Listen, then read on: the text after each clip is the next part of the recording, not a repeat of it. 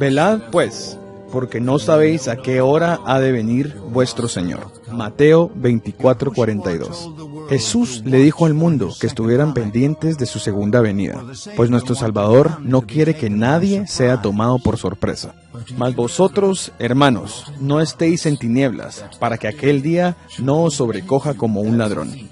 Nuestro Señor Jesús nos dejó eventos importantes que nos llevan hacia la segunda venida de Él mismo.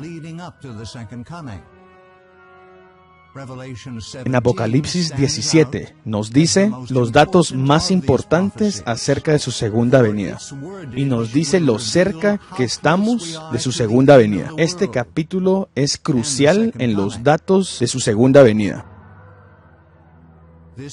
Este capítulo crucial nos enseña la cronología de 8 reyes. El último arribo, el octavo rey, será el último de todos estos reyes. Y su final será la señal al final del mundo y su segunda venida,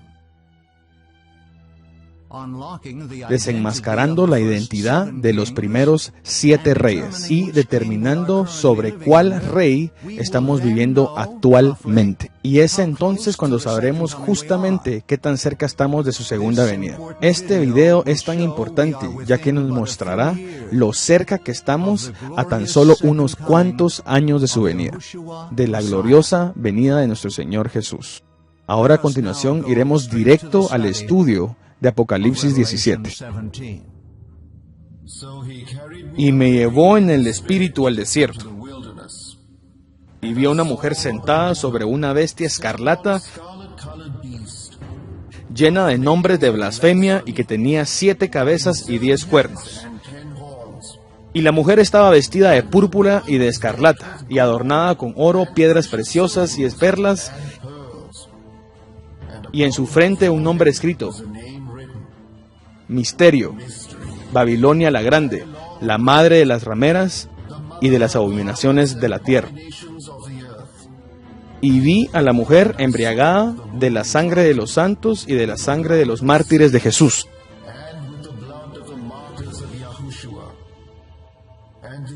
Y el ángel me dijo: la bestia que has visto era y no es, y ha de subir del abismo, y ha de ir a perdición.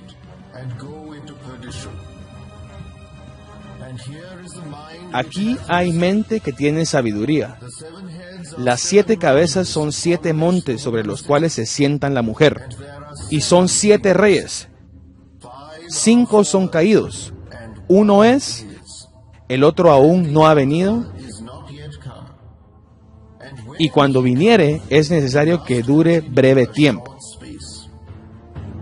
Y la bestia que era y no es también el octavo, y es de los 7 y va a perdición. Tomemos un tiempo para examinar a detalle la visión de Juan. 1. Juan vio a una ramera sentada sobre una bestia tomando la sangre de los santos.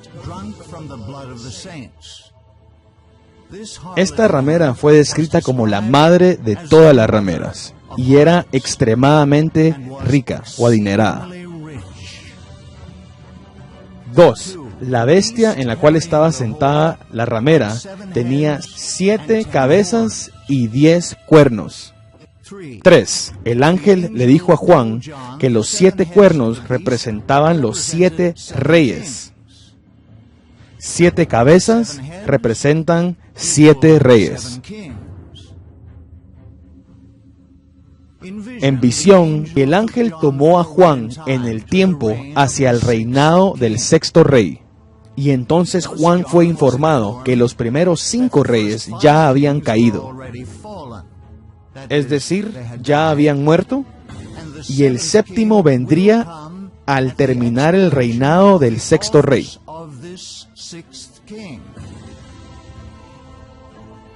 4. Y el reinado del 7º rey fue pronosticado ser de corta instancia a comparación del presente 6º reino. Después del 6º y 7º, el 8º saldrá de un abismo. El ángel le dio a Juan un acertijo y le dijo que el octavo rey sería la bestia, aunque no es la bestia cuando fue el sexto reinado. Este mismo saldrá como la bestia y se irá hacia la perdición. Este enigma fue incluso aún más complicado por el ángel cuando le dijo que el octavo rey sería ya uno de los 7. Ahora tratemos de entender acerca de qué se trata esta gran visión. ¿Quién es la gran ramera? La palabra mujer se usa en las Escrituras para describir a un símbolo como la iglesia.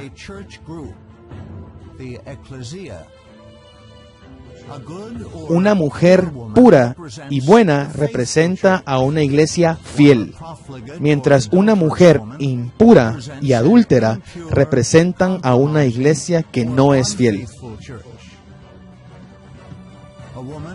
Una mujer es igual a la iglesia. Entonces, ¿qué iglesia es representada por la gran ramera de Apocalipsis 17? Por más de 1000 años, seguidores de Jesús han identificado la iglesia de Roma como la gran ramera de Apocalipsis 17. Cristianos prominentes han estado de acuerdo con esta interpretación. El sacerdote Álvaro Palaio confesó hace 300 años, antes de la Reformación, considerando que la corte papal se había llenado de simonía, lo cual es comerciar con cosas espirituales o religiosas. Como consecuencia de esta corrupción de religión, es solamente natural que los herejes llamen a la iglesia una ramera. Mucho antes de la época de la Reforma, otro notable cardenal y general de los franciscanos, San Buenaventura, dijo en su comentario acerca del libro de Apocalipsis que Roma era la ramera que hace reyes y naciones embriagarse con el vino de su fornicación, es decir, la ramera de Apocalipsis 17. Todos los reformadores, incluyendo a Martín Lutero, Juan Calvino, John Knox, identificaron a la gran ramera de Apocalipsis 17 como la iglesia que se sienta sobre los 7 montes. El mismo Martín Lutero afirmaba lo siguiente: no somos los primeros en declarar que el reinado del Papa es el reinado del Anticristo, pues por muchos años antes de nosotros, muchísimos hombres, cuyos nombres son tantos como para poder traerlos a la memoria, se han comprometido a expresar la misma cosa tan clara y dolorosa. Una vez identificada la gran ramera de Apocalipsis 17 como la iglesia, tenemos que definir el significado de desierto para entender cuándo fue que la Iglesia Católica entró en su experiencia en el desierto. Sabemos por Apocalipsis 12 que cuando la Iglesia pura fue perseguida por la Iglesia Católica Romana en la Edad Media, durante 1260 años, desde 538 después de Cristo hasta 1798 después de Cristo, huyó al desierto. Y la mujer, la iglesia verdadera, huyó al desierto, donde tiene lugar preparado por Dios, para que ahí la sustenten 1270 días. Apocalipsis 12:6. El desierto, entonces, en la profecía, es una forma de hablar o de decir las situaciones críticas que pasaría la iglesia en un periodo particular de la historia. La pregunta es, ¿entró la iglesia católica en su experiencia en el desierto, tal y como la iglesia verdadera de Yahvé salió de ella? Sí, esto es exactamente el caso. En 1798, la Iglesia Católica no solo perdió su poder temporal sobre los reyes, príncipes, duques de una gran parte de Europa, pero de hecho ya no eran libres para ejercer sus propios privilegios eclesiásticos. Por ejemplo, la selección de un papa, el Papa Pío VI, para tener éxito. Los representantes del papado necesitaban el permiso de Napoleón Bonaparte para suceder o tomar el lugar de Papa Pío VI, quien murió en exilio un año antes, en 1799, en Valencia, Francia. En 1798, cuando el Papa Pío VI fue desterrado y enviado a Valencia, Francia, por el general francés Berthier, hasta 1870, cuando Roma fue tomado y usurpado por el ejército italiano. Fue entonces que la Iglesia Católica Romana fue enviada a su desierto o a su experiencia en el desierto. Esto estaba muy lejos del reinado de la bestia que habían disfrutado durante la Edad Media, cuando era el poder más grande en Europa, incluyendo a todos los reyes de los imperios europeos occidentales durante cientos de años, ya sea directamente o a través de su influencia destructora de los gobiernos europeos. Causó que cerca de 100 millones de personas se convirtieran en mártires. Causó que cerca de 100 millones de seguidores de Yahvé se convirtieran en mártires. Roma se convirtió en la capital del nuevo reinado de Italia en 1861 y finalmente fue tomada en 1870. El Papa Pío IX se consideraba un prisionero del Vaticano, ya que fue la única parte de Italia y de Roma que no fue tomada por las mismas tropas. Era incomprensible para el Papa ser la cabeza del mundo católico y, sin embargo, en su propio país estar sujeto a otro jefe de Estado.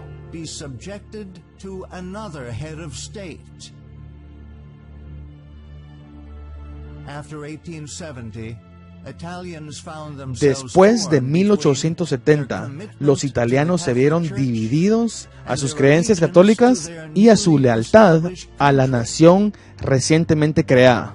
Este asunto creó una tensión aún no resuelta entre ambos lados, separando al país internacionalmente e internamente. Esta rivalidad o preguntas dentro del papado y el gobierno tenía que ser encontrado. Una solución para las preguntas entre el papado y el gobierno italiano. En 1922, tanto Benito Mussolini y Papa Pío XI llegaron al poder. Para 1929 ya habían encontrado una solución a la controversia. Y el 11 de febrero de 1929, el Tratado de Letrán fue firmado entre Italia y la Santa Sede.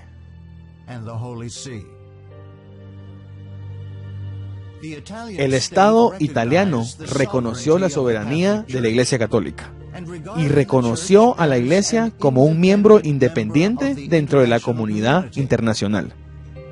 Por medio de este acuerdo, la Iglesia obtuvo un Estado independiente en Roma, con una superficie de aproximadamente 44 hectáreas. El Papa llegó a ser reconocido como el monarca absoluto del Vaticano. En 1929 inició el título de rey, expresada en el versículo 10 del capítulo 17 de Apocalipsis. Fue dada al obispo de Roma por primera vez. Sin embargo, la Iglesia Católica aún sigue en su tratado o su experiencia en el desierto, con relación a su estado, antes de 1798, cuando ella era la bestia de la Edad Media. Sin embargo, el Tratado de Letrán fue el mejor acuerdo que la Iglesia de Roma pudo obtener para regresar al Papa a su estado soberano. El nuevo rey ahora podría viajar libremente a donde él quisiera en el Vaticano, para mantener a su organización mundial bajo su dominio papal, sin el permiso del gobierno italiano. Ahora él podía emitir su propio pasaporte como un rey soberano. En 1929, el recuento de los 7 reyes de Apocalipsis 17 comienza. Esta línea de tiempo de los reyes desde el Tratado Letrán de 1929 revela la sorprendente noticia profética que hemos estado viviendo bajo el reinado del séptimo rey. Desde el 2005, cuando el rey Papa Benedicto XVI tomó el trono de la Ciudad del Vaticano. Sin embargo, su reinado está y es destinado a ser de corta duración. Cuando él venga, su reinado será por un corto espacio. Si se excluye el reinado más corto de 33 días papal de Juan Pablo I, parecería que un período corto para un papa sería entre 5 y 10 años.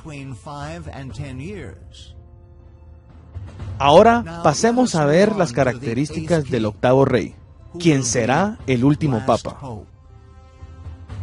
El octavo rey o papa surgirá del abismo sin fondo. La bestia que has visto era y no es, y ha de subir del abismo, y ha de ir a perdición. Apocalipsis 17:8. ¿Dónde está ese abismo sin fondo? La palabra griega para abismo es abusos, que tiene el equivalente en inglés a abismo.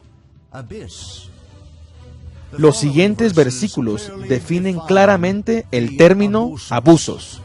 Y llegando él a tierra, le salió al encuentro un hombre de la ciudad que tenía demonios por ya mucho tiempo.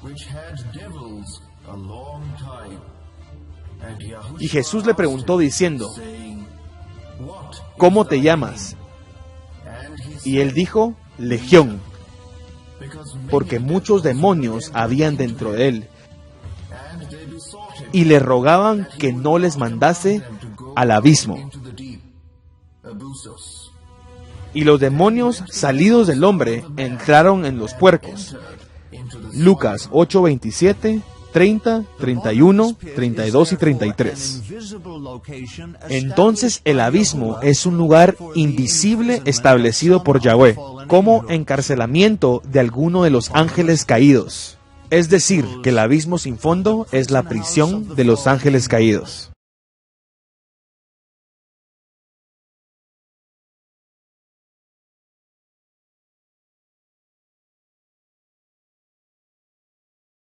La profecía también nos muestra cómo identificar la identidad del octavo rey. El octavo rey y el último rey también será uno de los 7 reyes pasados. La bestia que has visto era y no es, y ha de subir del abusos, y ha de ir a perdición. Y los moradores de la tierra, cuyos nombres no están escritos en el libro de la vida desde la fundación del mundo, se maravillarán cuando vean la bestia que era y no es. Y son 7 reyes, y la bestia que era y no es también el octavo, y es de los 7 y va a perdición. Apocalipsis 17 del 8 al 11. El ángel nos dice 3 veces que la bestia era, no es y sin embargo será. Esto es uno de los puntos más importantes. Esto nos dice que la bestia estaba viva, murió y regresará a estar viva nuevamente. Se nos ha sido otorgada una pista divina de la identidad del rey o papa. Es decir, que será el sexto rey. ¿Acaso no el ángel tomó a Juan y lo llevó al reinado del sexto rey? Y son 7 reyes.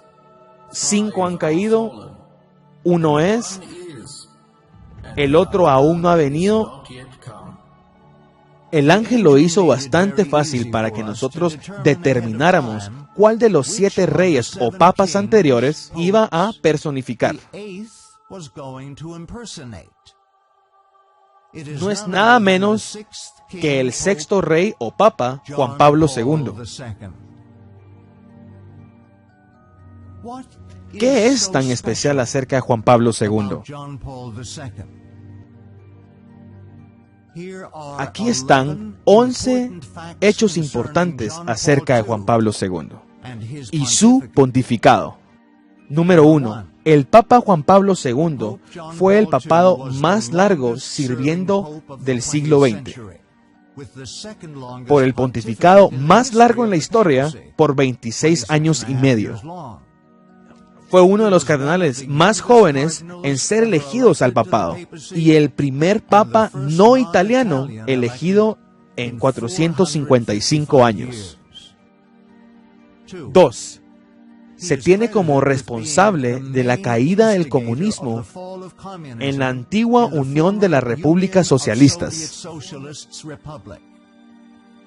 Su primer viaje como papa fue visitar a su natal Polonia en 1979 para alentar a su patria con su apoyo para el movimiento de solidaridad sindical que se opuso al comunismo en Polonia.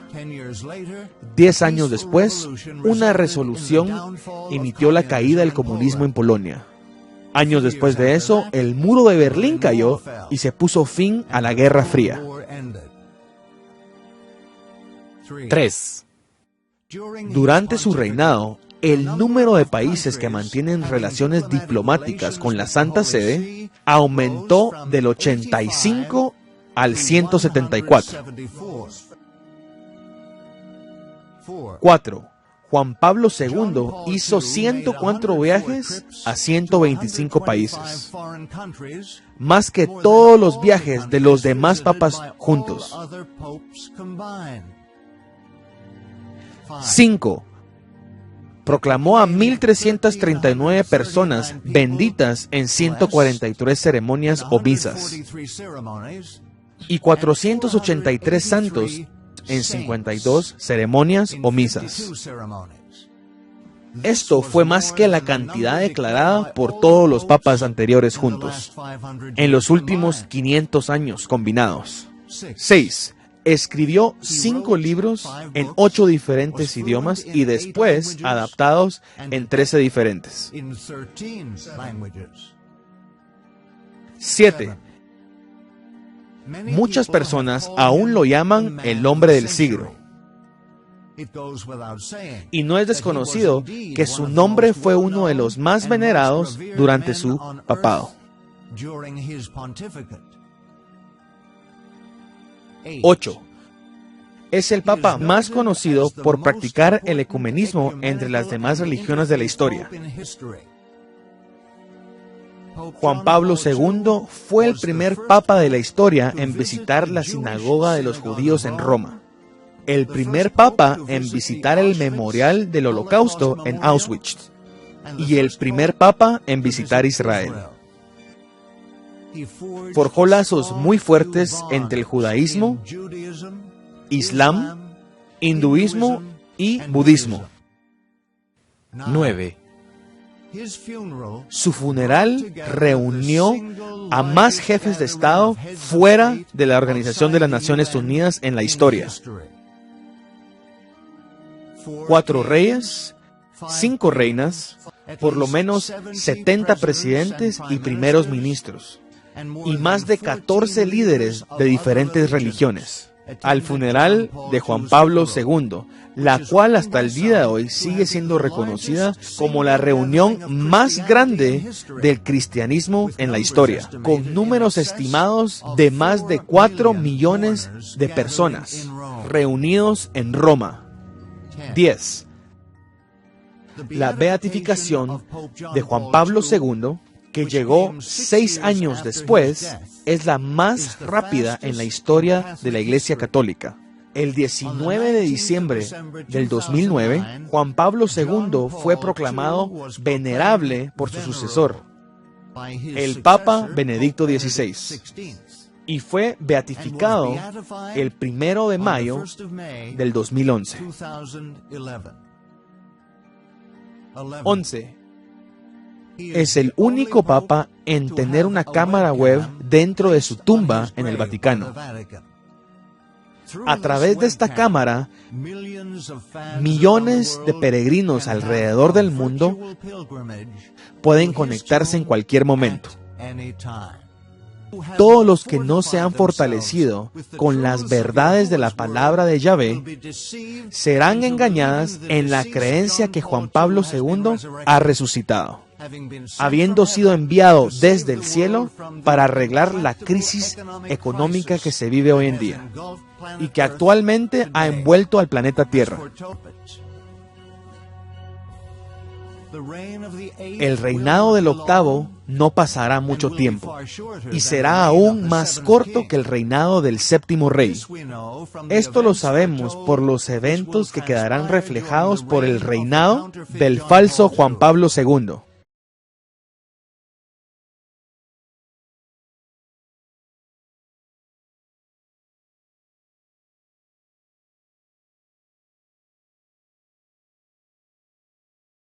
Y todos los que moran en la tierra le adoraron, cuyos nombres no están escritos en el libro de la vida del Cordero, el cual fue muerto desde el principio del mundo.